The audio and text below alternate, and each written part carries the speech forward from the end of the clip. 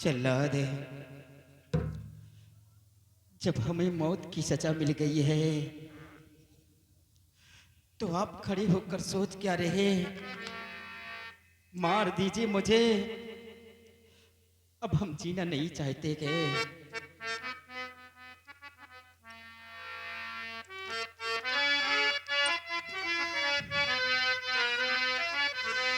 क्यों खड़े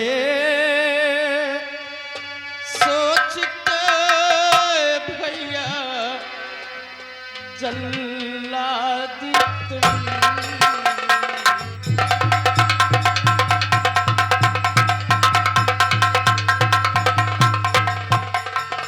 क्यों खड़े सोचते भैया जल्लाद तुम?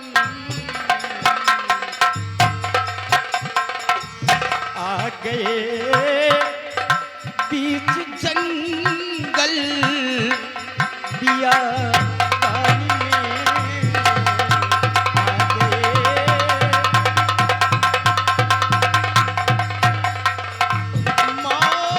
मार कर आँख और कलेजा निकालो मेरा।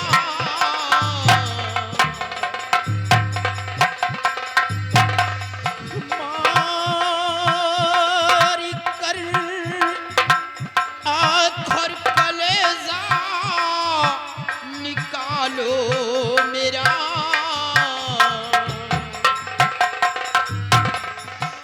जाके हाजिर करो राज दरबार में।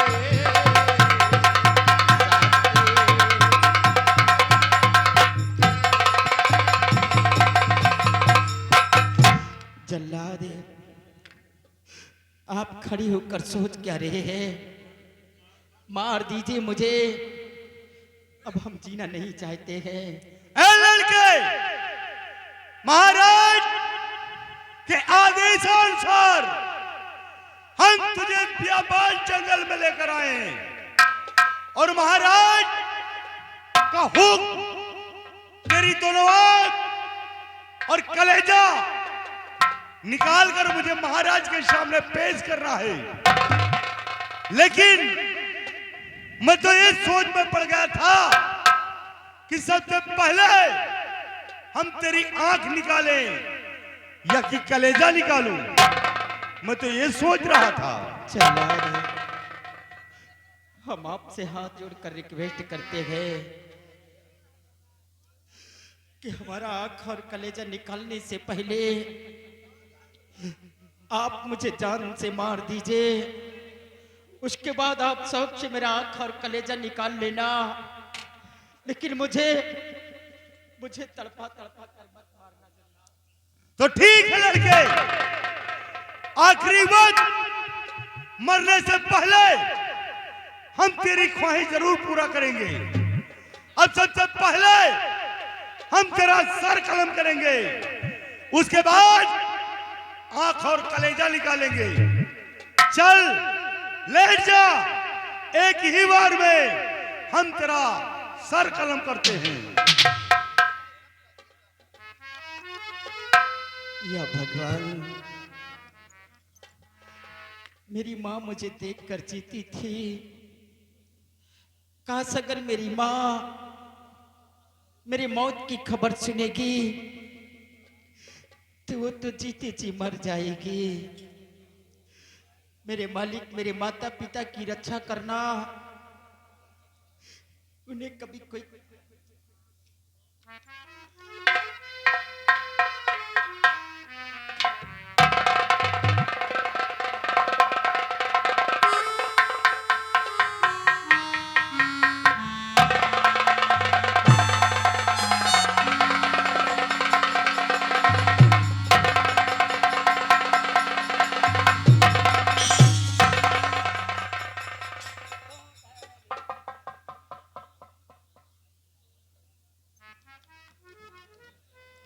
या भगवान, आज मेरी हो गया? इन्हीं हाथों से सैकड़ों खून कर डाले, लेकिन आज ना जाने क्यों जैसे इस लड़के के ऊपर मैंने वार करना चाहा, मेरे हाथ कांपने लगे और मेरे हाथों की शमशीर छूट कर जाके जमीन पर जा गिरी। ऐसा लगता है कि इस लड़के के पास जैसे कि कोई दैवी शक्ति हो। नहीं, अब मैं इसे नहीं मार सकता। जा लड़के, मैंने तुझे आजाद कर दिया, अब मैं तुझे नहीं मार सकता।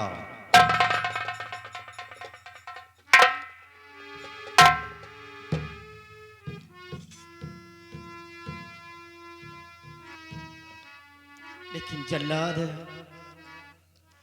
अगर आप मुझे नहीं मारोगे, हमारा आंख और कलेजा महाराज के समक्ष पेश नहीं करोगे, तो वो लोग तुम्हें जान से मार देंगे। यहां तक कि सिर्फ तुम्हें ही नहीं, तुम्हारे बीबी बच्चों समेत तुम्हें फांसी पे चढ़ा दिया जाएगा। इसलिए जल्लाद, हमारे लिए अपनी जान जोखिम में मत डालिए, मुझे मार डालिए। हाँ बेटा, तू ठीक कहता है कि महाराज को आंख व कलेजा ना मिला तो महाराज मुझे फांसी के तख्ते पे झुला देंगे। लेकिन बेटा, तुम घबराओ नहीं, ये काम मेरा है। मैं इसी बियाबान जंगल में जाकर मैं किसी मृग को मारकर उसका आंख और कलेजा मैं ले जाकर के महाराज के सामने पेश कर दूंगा। लेकिन बेटा, अब मैं तुझे नहीं मार सकता, मैं तुझे रिहा करता हूं।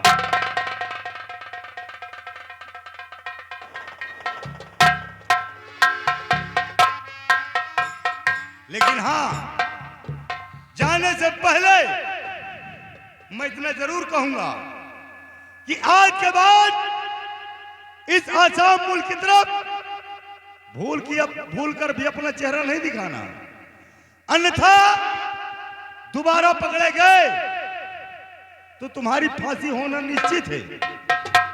लेकिन बेटा, फिर तुम्हारे साथ साथ मेरी भी फांसी हो जाएगी। इसलिए आसाम मुल्क की तरफ दोबारा अपना चेहरा नहीं दिखाना, और मैं जा रहा हूं।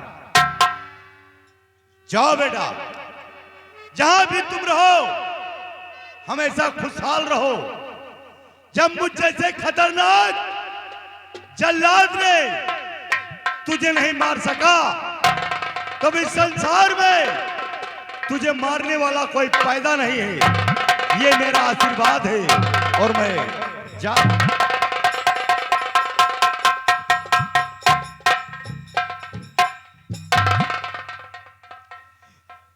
मैंने तो राजकुमारी के संग में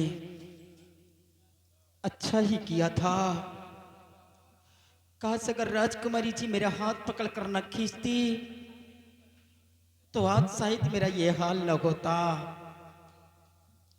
आज हमारी वजह से मेरे माता पिता का सर झुक गया। जो इस मुल्क आसाम के अंदर इतना बड़ा नाम था कि जिस रास्ते से मेरे पिताजी जाते थे लोग उन्हें सलूट किया करते थे, लेकिन आज हमारी वजह से मेरे माता पिता के ऊपर लोग उंगलियां उठा रहे गए, उन पर थूकते हैं। सोचा था कि जल्लाद ले जाएगा बियाबान जंगल में, मुझे मार देगा, इसी जगह से हमारी जिंदगी समाप्त हो जाएगी। लेकिन जल्लाद ने भी मेरी जान को बख्श दिया गे। मैं जीकर क्या करूंगा? ये जो सामने पहाड़ी दिखाई दे रही है, इसी पहाड़ी से कूदकर हम अपनी जान दे देंगे, लेकिन मैं अपने माता पिता के खिलाफ एक शब्द नहीं सुन सकता।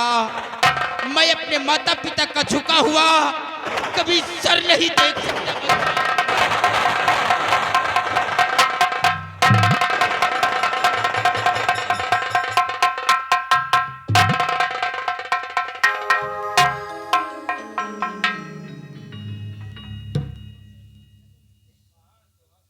लेकिन एक बात मेरे समझ में नहीं आ रहा कि आते वक्त राजकुमारी जी ने अपने हाथ से अंगूठी उतारकर मेरे हाथ में क्यों पहनाया। जरूर इस अंगूठी का कोई राज्य, कोई रहस्य होगा, तभी राजकुमारी जी ने अपने हाथ से उतारकर मेरे हाथ में पहनाया कि नहीं, अब मैं अपनी जान नहीं दूंगा, जीऊंगा इस धरती पर इस अंगूठी की राज्य को जानने के लिए कि राजकुमारी जी ने अपने हाथ से उतारकर मेरे हाथ में क्यों पहनाया गए। लेकिन इस दीप सिंह के नाम पर नहीं, जाऊंगा इसी मुल्क आसाम के बिहुड़े में और बनाऊंगा एक अपना अच्छा सा गिरोह और अपने आप को डाकू कर्मा के नाम पर विख्यात करूंगा। मैं समझ गया रंजीत सिंह कि जो मैंने तेरा अपमान चमन के अंदर किया, उसी अपमान का बदला तुमने मेरी जिंदगी से लिया है।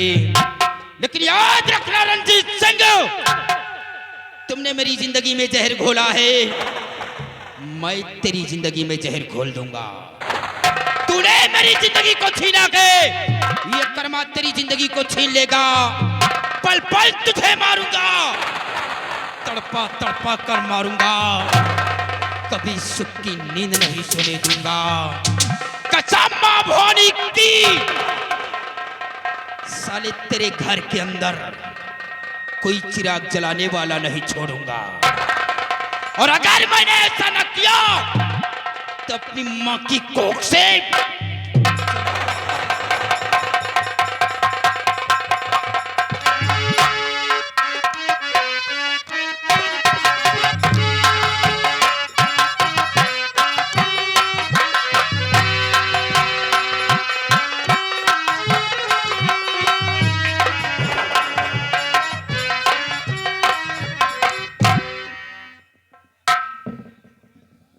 रंजीत कह रहा था कि जब तक मेरा आदेश जारी ना हो तो महल की तरफ आइएगा नहीं। लेकिन हमारे इंतजार की घड़ियां बिल्कुल समाप्ति की ओर जा चुकी हैं। अब हम और उसका वेट नहीं कर सकते हैं।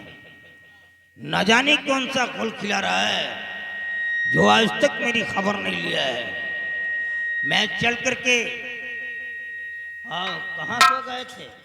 बाबा जी, वक्त नहीं मिला था और आज वक्त मिल गया है तो मैं तुम्हारे पास आ गया हूं। बाबा जी, जिस दिन का मुझे इंतजार था अब वो दिन आ गया है कि अब तुम्हें करना क्या है। क्या करना है? किसी तरह से राजकुमारी दीक्षा को उठा लीजिए। ये नहीं कोई बात। और उठाने के बाद उसे दुनिया से मिटा दीजिए। मार दूंगा और वो जिंदा नहीं रहेगी तो हमारा तुम्हारा काम आसान हो जाएगा। अरे हमसे जिंदा नहीं छोड़ेंगे। तो मैं जा रहा हूं, लेकिन वो जिंदा बचना नहीं चाहिए। जिंदा नहीं रहेगी। वो लड़की जिंदा इसलिए नहीं रहेगी क्योंकि वो साली राजा की इकलौती बेटी है। एक दिन वो यहाँ की हुक्मरानी बनेगी। वो सिंहासन पे बैठ करके राज चलाएगी। नो, मैं खत्म कर दूंगा उसको, जिंदा नहीं छोड़ूंगा। ऐ मेरे शैतानों, शीघ्र प्रकट हो जाओ शैतानों।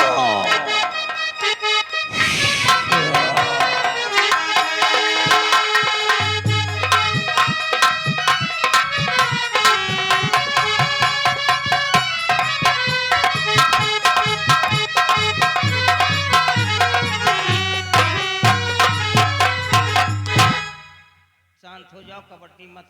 अबे तू कपड़ा नहीं पहना क्या? बाल बड़े बड़े रख। सुनो हमारी बात, तुम दोनों मिल करके जाओ महाराज के महल अंदर। महल के अंदर प्रवेश कर जाओ। महल के अंदर राजकुमारी दीक्षा होगी। वो चाहे जैसे हो शाली, चाहे जिस हाल में हो, उसी हाल में तुम उसे उठा करके मेरे पास लाओ। और सुनो, अगर दीक्षा को नहीं ला सके तो जो कबड्डी खेल रहे हो ना, दोनों को काट करके कढ़ाई में पका करके चाय की तरह पी जाऊंगा। कि मेरा नाम कल्याणी मल उर्फ शैतानों का बाप है। वो मेरे को दीक्षा चाहिए।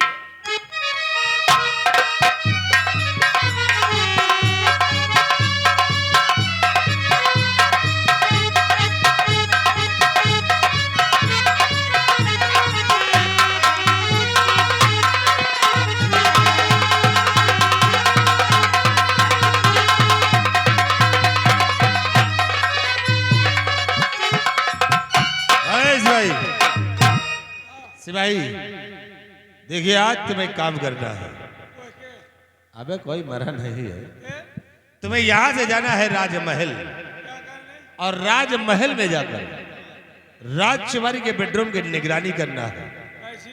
निगरानी ऐसी करना है कि आज ही रात राजकुमारी का हरण होगा, और जो ही हरण होता है तुम खबर मुझसे करोगे।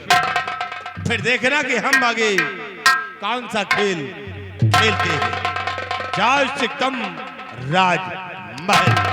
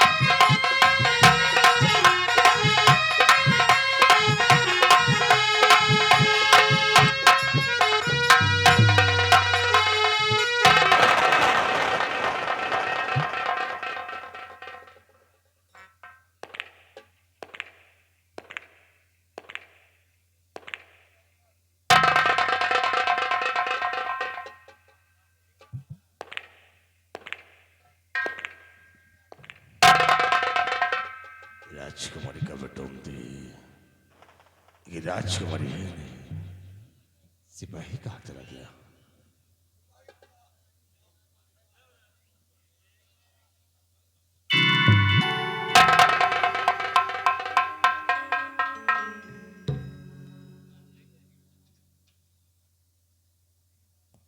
क्या हुआ?